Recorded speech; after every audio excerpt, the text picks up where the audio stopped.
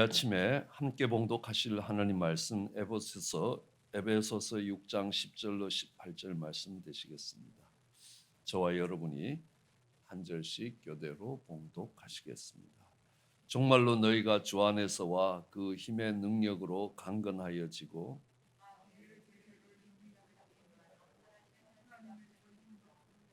우리의 씨름은 혈과 육에 대한 것이 아니요 정사와 권세와 이 어둠의 세상 주관자들과 하늘에 있는 악의 영들에게 대함이라.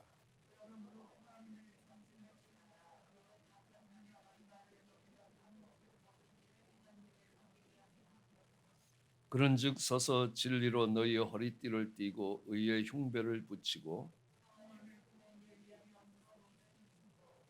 모든 것 위에 믿음의 방패를 가지고 이로써 능히 악한 자의 모든 화전을 소멸하고 함께 봉독하시겠습니다. 모든 기도와 간구로 하되 무시로 성령 안에서 기도하고 이를 위하여 깨어 구하기를 항상 힘쓰라. 여러 성도를 위하여 구하라. 아멘. 저희는 영적 전쟁에 대해서 살펴보고 있습니다. 우리가 살아가는 세상은 눈에 보이는 세상뿐만 아니라 눈에 보이지 않는 영적인 세계가 있다는 것입니다. 그 영적인 세계의 변화는 우리가 살아가는 이 물질 세계에 많은 충격과 변화들을 가져오고 있고 그 영적 세계는 전쟁 중에 있다는 겁니다. 그러므로 우리가 우리를 무너뜨리고자 하는 대적이 어떻게 움직이는지, 어떻게 우리의 삶을 파멸로 이끌어 가는지를 알아야 하는 것입니다. 속이고 멸망시키는 것이 목적이라는 것입니다.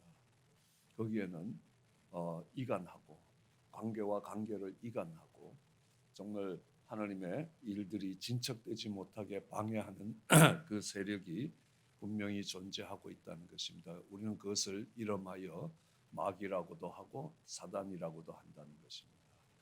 그거에 생각보다 그 영적인 세력의 힘이 강하다고 해서 우리는 그것을 용에 비유하기도 하고 그것이 매우 교활하고 교묘하게 우리는 합리적이고 모든 것들이 정말 이게 논리적이라고 생각하는 가운데서 무너지도록 만드는 그 사악함이 뱀과 같다라고 해서 옛뱀이라고도 부른다는 것입니다.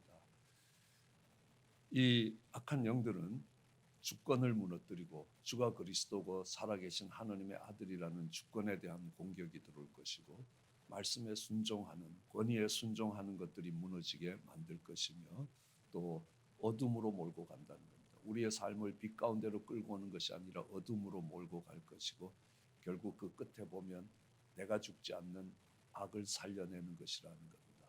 악과의 싸움이라는 겁니다. 선악의 싸움이라는 것들을 볼 수 있습니다. 그 싸움은 어디서 일어나느냐? 우리 마음에서 일어나고 또 하나님이 만드신 인스티튜션인 가정과 교회에서 일어나고 있다는 사실입니다. 내가 인정하든 인정하지 않든 내가 원하든 원치 않든 그 싸움은 치열하게 일어나고 있다는 겁니다. 대적 마귀가 우는 사자와 같이 삼킬 자를 두루 찾고 있다라고 이야기합니다. 틈이 보이면 삼켜버리겠다라는 의미와 같은 것입니다. 그러기 위해서 우리는 하나님의 전신갑주를 입어야 된다. 왜? 우리가 싸우는 대적이 영적인 세력이기 때문에 그렇다는 것입니다. 마귀가 역사할 때, 이 사단이 역사하면 한순간에 욥의 모든 재산이 다 없어진다는 것들도 알 수 있습니다. 그 영적인 세력과의 싸움이기에 하나님이 준비해 주시는 그 무기를 가져야 된다라는 것들을 이야기합니다. 그뿐만 아니라 이 전신갑주를 입어야 되는 또 하나의 이유는 이 전쟁에서 모든 것들을 대적하고 나서 교만으로 넘어질 수 있다는 겁니다. 전쟁에서 승리한 후에 넘어지지 않기 위해서 이 무기들을 들으라라고 이야기합니다. 우리는 앞에서 살펴보았습니다. 진리로 허리띠를 띠라는 겁니다. 왜냐하면 마귀가 거짓으로 속이기 때문에 그렇습니다. 그것이 진리인 것처럼 보인다는 겁니다. 그리고 그 거짓에 속으면 그때부터 마귀가 정죄를 하기 시작한다는 겁니다. 네가 그러고도 하나님의 자녀냐라고 정죄를 하기 시작한다는 겁니다. 그때 우리가 우리의 선한 행동과 의로운 행동으로 인하여 행위로 인하여 정말 구원을 받는 것이 아니라는 겁니다. 우리의 의는 예수 그리스도라는 겁니다. 예수 그리스도의 보혈로 덮어주시기를 원할 때 그 의가 흉배가 되고 그러면 우리에게 평안이 있다는 겁니다. 그 정죄를 받아들이면 우리에게 두려움과 불안과 염려들이 찾아오게 돼 있다라고 이야기합니다.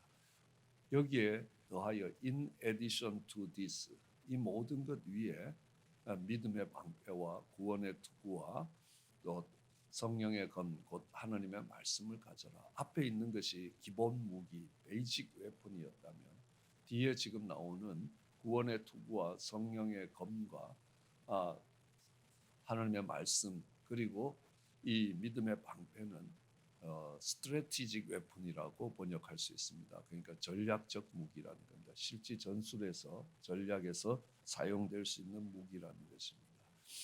우리는 믿음의 방패를 가져야 된다는 겁니다. 이 믿음의 방패, 믿음의 방패를 들고 있는데 이 믿음의 방패는 우리가 믿음에 대해서는 생명반에서 잘 살펴보았습니다. 하지만 이 방패라는 것은 아무리 이 믿음이 있더라도 그 방패를 들고 적을 막아내는 것은 적의 불화살을 막고 적의 창검을 막아내는 것은 본인이 움직여야 된다는 겁니다. 본인이 그 믿음을 들고 사용을 해야 된다는 것입니다. 그리고 이 구원의 투구, 그러니까 우리의 동일한 것입니다. 의가 실제로 삶에 적용되면 구원의 확신으로 온다는 겁니다. 우리의 구원이 우리의 행동에서 오는 거 아니지 않느냐. 예수님의 십자가에서 흘리신 보혈이 우리의 모든 죄를 씻어주고 우리를 의롭게 한다는 겁니다. 그러므로 믿음을 가지고 나아갈 때에 그것이 우리의 구원이 될 것이고 의가 될 것이라는 것입니다. 그리고 성령의 검입니다. 말씀입니다. 우리는 말씀과 진리가 연결되어 있다는 것들을 알 수 있습니다. 하나님의 말씀이 성령의 검인데 이 진리와는 조금씩 다르다는 겁니다. 성경에 기록되어 있는 하나님의 말씀들이 있는데 그것을 사용하는 사람의 목적에 따라서 이것이 거짓되게 사용될 수 있다는 사실입니다. 왜냐하면 이 마귀가 광야에서 예수님을 유혹할 때도 하나님의 말씀을 가지고 성경에 이렇게 기록되어 있으니 이 기록대로 이루어지도록 네가 해보라 라고 높은 데서 뛰어내려 보라. 그러면 성경에서 천사들이 너를 수중든다고 했는데 실제로 그렇게 하나 안 하나 해봐라 라고 이야기합니다. 마귀가 요구한 것은 뭐였습니까? 성경의 말씀이 성취되나 성경의 약속이 진실된 것인가 네가 한번 테스트 해보라는 겁니다. 내 하나님을 시험하지 않을 것이다 라고 이야기를 합니다. 그랬을 때 마귀가 사용했던 것은 하나님의 말씀입니다. 성경에 약속된 약속의 말씀이지만 그것이 거짓되게 사용되었다는 겁니다. 말씀드렸듯이 욥의 친구들이 내 시작은 미약하지만 내 끝은 장대하리라 여러 했던 말들이 다른 성경 구절들을 인용했다는 사실입니다. 그럼에도 불구하고 그것은 욥을 살리기 위한 것이 아니라 욥을 죽이기 위한 것이었습니다. 하나님이 심하게 꾸짖는 자들이 되어버렸습니다. 우리는 부부관계에서도 마찬가지입니다. 남편에게 복종하라 이 말을 아내가 사용하면 잘못 사용하는 겁니다. 남편들이 그 말을 적용해야 된다는 겁니다. 그래서 이렇게 어떤 사이드에서 이 말씀을 듣느냐에 따라서 달라진다는 겁니다. 하나님의 말씀이 진리이다라는 겁니다.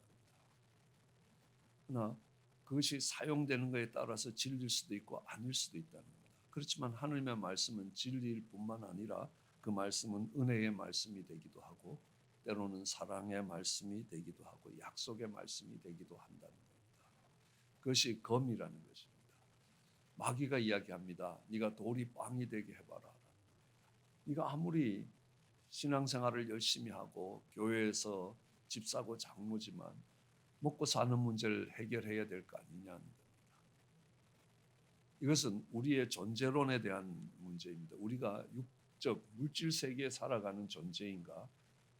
물질 세계와 영적인 세계를 같이 살아가고 있는 것인가? 우리 주님도 그 양식이 필요 없다 소리를 하신 게 아니라는 겁니다. 먼저 하느님의 입에서 나오는 모든 말씀으로 산다는 것입니다. 우리가 영적인 존재라는 겁니다. 성경은 이야기합니다. 내 영혼이 잘된 같이 네 범사가 잘되고 강건할 것이다 라는 겁니다. 그러므로 마귀는 영적인 문제를 제외해놓고 네가 육신적으로 양식이 있게 하시고 편안한 삶을 보장받도록 하라라고 우리를 속였다라는 사실이라는 겁니다. 이때에 예수님이 신명기의 말씀을 인용합니다. 그 말씀이 바로 마귀의 거짓을 밝혀내고 마귀의 불화살을 잘라버릴 수 있는 성령의 검이 된다는 사실입니다. 우리는 하나님의 말씀, 그 약속의 말씀을 믿음으로 구원에 이르게 된다는 겁니다. 다르게 이야기하면 우리가 믿음으로 정말 방패를 삼아야 되는데 믿음으로 방패를 삼지 못하고 무너질 때가 있다는 겁니다. 그때는 우리에게 구원이 필요하다라는 때입니다. 그 구원은 예수님의 의가 되는 것입니다. 예수님이 우리의 의가 되는 것입니다. 우리의 행위가 의가 되면 정죄를 받게 되는 겁니다. 그러나 내가 요 모양 요 꼬라지기 때문에 예수님이 필요하다라는 겁니다. 그래서 예수님의 보혈로 구원을 받는다는 겁니다. 그러므로 그것이 구원의 투구가 될 것이라. 그리고 이제 믿음의 방패를 가지고 모든 것들을 하되 기도와 간구로 해가야 된다라는 것들을 알 수 있습니다. 우리는 기도와 간구가 어떤 차이가 있는가 이런 부분에 대해서는 다음 챕터에서 좀 더 자세히 살펴보게 될 것입니다. 우리는 영적 전쟁 다음 과목이 말씀과 기도라는 겁니다. 왜요? 말씀에서 영적 전쟁에서 이길 수 있는 authority, 권세가 오는 것이고 이 기도와 간구에서 영적 전쟁에서 승리할 수 있는 파워가 온다는 겁니다. 그러므로 이 영적 전쟁을 승리로 이끌기 위해서 필요한 두 개의 기둥이 말씀과 기도라는 것입니다. 그래서 간단히 이야기하면 우리가 기도와 간구에 힘쓸 때 모든 지각에 뛰어난 하느님의 평강이 우리의 마음과 생각을 지킬 수 있다는 겁니다. 무릇 지킬 만한 것 중에 너희 마음을 지키라. 생명의 근원이 그곳에서 나오지 않느냐는 겁니다. 그 마음이라는 것이 heart and mind였다는 겁니다. 빌립보서에서 번역할 때 마음과 생각이라는 겁니다. 그것들을 지켜주실 것이라는 겁니다. 언제입니까? 기도와 간구가 그것을 지켜줄 것이라. 마귀의 거짓된 생각이 들어오지 못하게 할 것이라는 겁니다. 하나님의 말씀이 진리가 되어서 우리 마음에 남아있는 것도 기도와 간구를 통해서 일어나게 된다는 겁니다. 우리는 잘 알고 있습니다. 갈멜산에서 이 850의 바알과 아세라 선지와 이렇게 대결을 했던 엘리야를 보면요. 엘리야는 기도의 사람이었다라는 걸 알 수 있습니다. 갈멜산에서 기도할 때 엘리야는 머리를 무릎 사이에 박고 기도했다는 겁니다. 아마 오늘 끝나고 해보시면 안 될 겁니다. 왜냐하면 배가 나와서 안 된다는 겁니다. 이거는 40일 금식할 때만 머리가 무릎 사이에 들어갈 수 있다고 이야기합니다. 그만큼 기도의 사람입니다. 엘리야는 그럽니다. 우리와 성질도 같고 성품도 같고 이런 감정도 똑같은 성정을 갖고 있었답니다. 성품, 성질과 감정을 갖고 있어서 정말 앞에 성자와 뒤에 감정의 정자를 합쳐서 성정이 같은 사람임에도 불구하고 엘리야가 기도하니까 3년 반 동안 하늘이 닫히고 엘리야가 기도하니까 3년 반 동안 닫혔던 하늘이 열렸다라고 이야기합니다. 그럼 또 여러분들이 잘 아시다시피 모세가 르비딤에서 아말렉과 싸울 때 산꼭대기에 올라가서 두 손을 들면 전쟁에서 승리하고 두 손이 내려가면 지는 것이라는 겁니다. 이 기도가 전쟁의 승패를 좌우했지 싸우는 여호수아에 의해서 전쟁의 승패가 좌우되지 않았다라는 것들을 알 수 있습니다. 예수님도 많은 기도를 하셨던 걸 압니다. 새벽 미명에 한적한 곳을 찾아가서 기도했고 많은 사람들이 몰려올 때에 또 조용한 곳으로 가서 기도했습니다. 밤새도록 기도하고 제자들을 부르셨고 그 부름을 받은 제자들 중에 12명을 택하셨다라고 이야기합니다. 그리고 정말 자신의 원을 정말 내가 원하는 대로 내 육신이 원하는 물질 세계에서의 요구를 채워가는 것들을 꺾기 위해서 겟세마네에서 빗방울이 땀방울이 되도록 기도했다는 것들을 알 수 있습니다. 그 외에도 우리에게는 몇 가지 전략적인 무기가 있습니다. 그 중에 첫 번째로 꼽을 수 있는 것이 찬양입니다. 그럼 찬양은 노래가 아니라는 겁니다. 하나님을 높이는 것입니다. 거기에 노래를 붙이면 찬송가가 되는 겁니다. 노래는 뒤에 가짜가 노래지 찬송이라는 것은 하나님을 높이는 것입니다. 하나님을 높이되 하나님 앞에서 하나님을 높이는 걸 찬송이라고 이야기합니다. 하나님을 높이되 믿음의 형제 자매 앞에서 그 하나님을 높이는 것을 간증이라고 이야기합니다. 하나님을 높이되 하나님을 알지 못하는 사람들 앞에서 그 하나님의 높으심을 자랑하는 것은 전도라고 이야기합니다. 선교라고 이야기합니다. 이 찬양이라는 것은 하나님 앞에서 하나님을 인정하고 하나님을 높여드리고 하나님을 자랑하는 것이라는 겁니다. 그 찬양의 반대말을 생각해 보면 금방 알 수 있습니다. 찬양의 반대말은 원망과 불평이라는 겁니다. 어찌하여 이러냐는 겁니다. 그 원망과 불평이 있었던 무리바 물가 이 마사에서 르비딤이 대적이 공격해 오고 있는 것들을 볼 수 있게 되는 것입니다. 고라의 일로 원망하다가 이스라엘 백성들은 14,700명이 전염병으로 한꺼번에 죽게 되는 것들도 보게 됩니다. 바울과 실라가 빌립보 감옥에서 찬송을 부르자 옥문이 터지고 그 간수가 예수님께 돌아오는 겁니다. 그의 온 집이 예수님께 돌아오는 것들을 볼 수 있게 되는 것입니다. 가장 결정적인 것들은 보면 여호사밧의 찬양대입니다. 모압과 암몬이 연합해서 이스라엘을 공격했고 이스라엘은 그들을 대적할 힘이 없었습니다. 그때에 이 여호사밧이 가장 먼저 한 것이 이 하나님을 찬양하는 찬양대를 군대 앞에 세웠던 것들을 볼 수 있습니다. 역대하 20장 21절에 보면요. 백성으로 더불어 의논하고 노래하는 자를 택하여 거룩한 예복을 입히고 군대 앞에서 행하며 여호와를 찬송하여 이르기를 여호와께 감사하자 그 자비하심이 영원하도다 하게 하였더니 그 노래와 찬송이 시작될 때에 하나님이 역사하시기 시작하는 것입니다. 여호와께서 복병을 두어 유다를 치러 온 암몬 자손과 모압과 세일산 사람을 치게 하심으로 저희가 패하였다라고 이야기합니다. 이 전쟁에서 찬송이 앞에 섰고 하나님의 하나님 되심이 높아지기 시작하자 바로 하나님이 역사하셨던 것들을 볼 수 있습니다. 이것이 첫 번째 전략적인 무기라면 두 번째 우리의 영적인 무기는 하나님을 찬양하는 것이라면 예수님의 이름을 사용하는 것입니다. 예수님의 보혈과 예수님의 이름이 있다는 것입니다. 악한 영들이 쫓겨갈 때 어떻게 쫓겨갑니까? 예수님의 이름에 쫓겨간다. 예수님의 이름은 곧바로 권세라는 것입니다. 그래서 이 말씀이 예수님을 대표하게 되는 것입니다. 말씀이 육신이 돼서 우리에게 올 때 그가 예수 그리스도였다는 것들을 알 수 있습니다. 우리는 이 이름의 권세, 그러니까 아들이 아버지에게 어린 꼬마가 아버지에게 가서 조용히 하시오라고 하는 말도 내가 내일 시험 치기 때문에 하면 건방진 자지만 할아버지가 조용히 하시래요라고 이야기하면 할아버지 이름으로 간 겁니다. 할아버지의 권세가 따라간다는 겁니다.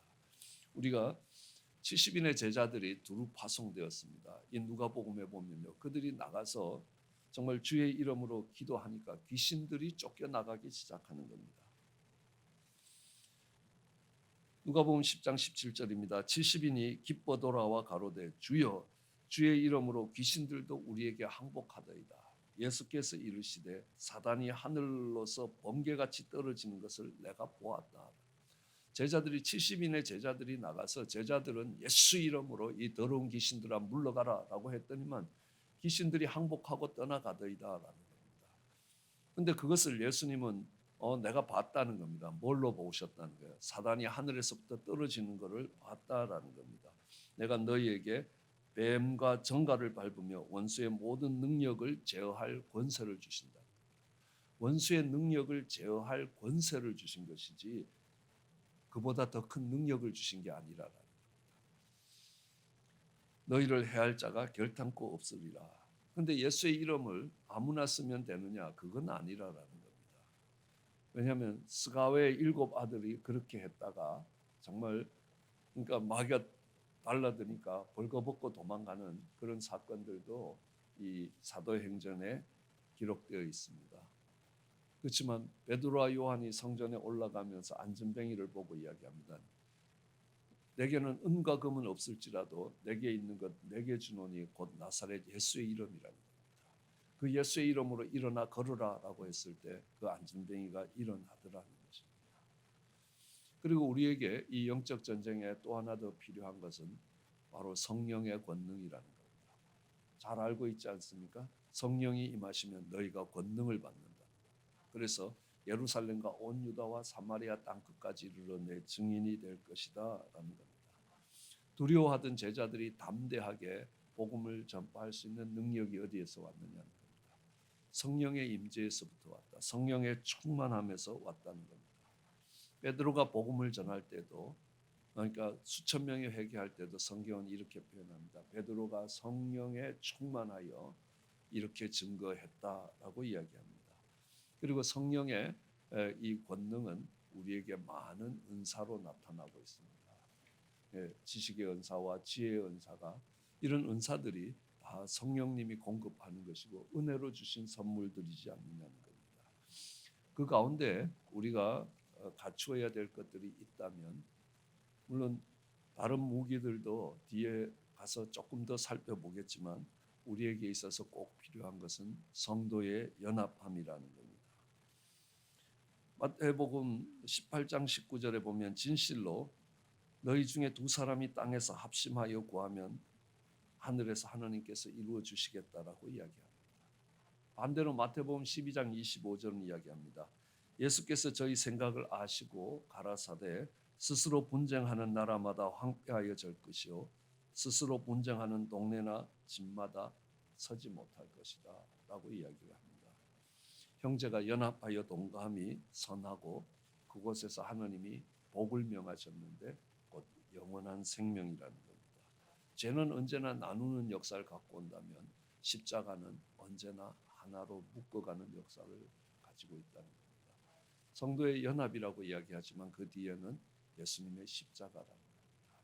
그 예수님의 그 십자가가 성도가 가질 수 있는 강력한 영적인 무기 중에 하나라는 것입니다. 그리고 그 십자가 뒤에는 분명히 부활의 영광이 있다는 것입니다. 십자가는 내가 죽는 것이라는 것입니다. 내 감정도 내 생각도 내 계획도 그것을 내려놓을 때 그것을 십자가라고 이야기합니다. 그런 무기들을 가지고 영적 전쟁에서 승리하는 저와 여러분 되시기를 주의 이름으로 축원합니다. 기도하시겠습니다. 사랑 은혜가 많으신 하나님, 귀하고 복된 아침을 주신 것 감사합니다. 우리의 싸움이 혈과 육의 싸움이 아니라 악한 영들과의 싸움임을 기억하게 하여 주시고 깨어있게 하여 주시옵소서. 우는 사자와 같이 삼킬 자를 두루 찾는 마귀를 대적하게 하여 주시고 하나님 무엇이 하나님을 영광스럽게 할 것이며 무엇이 마귀를 기쁘게 할 것인가 선택할 수 있게 은혜를 더하여 주시기 간절히 소원합니다. 주의 손을 의지합니다. 예수님 이름으로 기도드렸습니다.